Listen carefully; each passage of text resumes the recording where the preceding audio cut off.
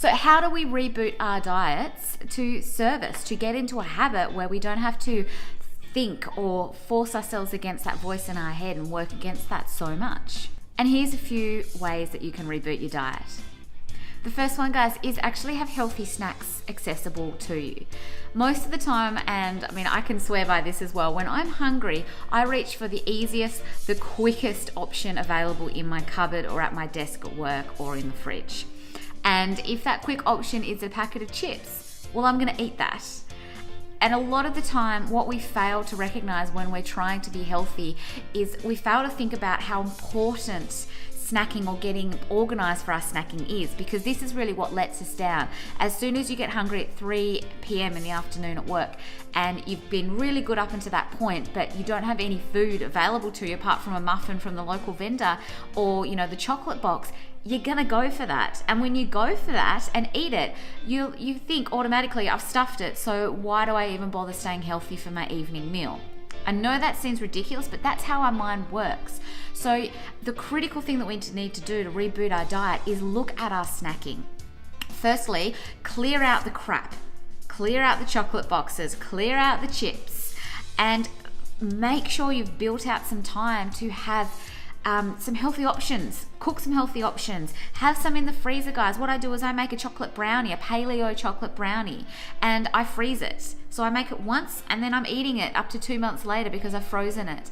I have carrot sticks and hummus.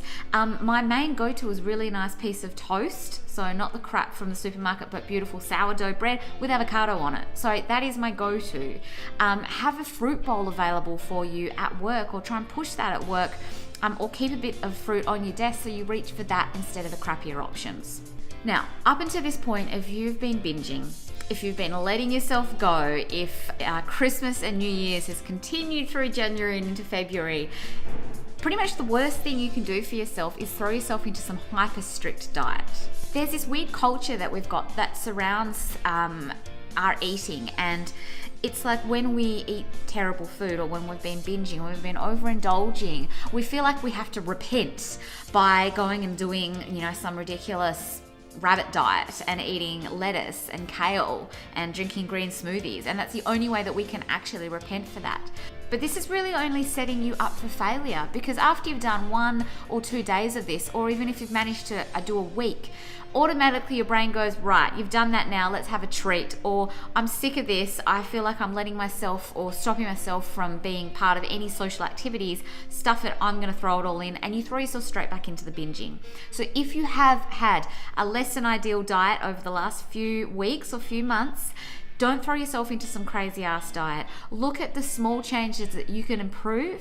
Look at ways that you can maybe cut down on the takeaway options or the bad snacking habits, and start changing things slowly. And over time, those habits will embed themselves and it'll just become part and parcel of your day.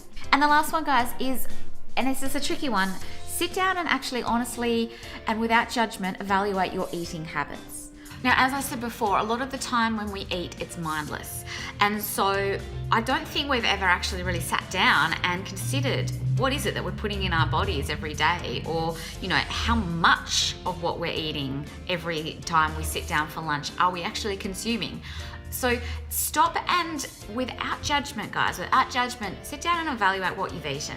And you might find that by just doing this process, you're gonna see some glaring holes in your nutritional profile, or you're gonna see where you're overeating. And just by recognizing that, you can start to make those small tweaks.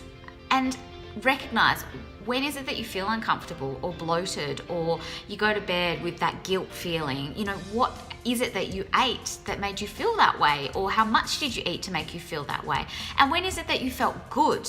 Because follow the good, guys, because usually that means you're eating stuff that your body really needs.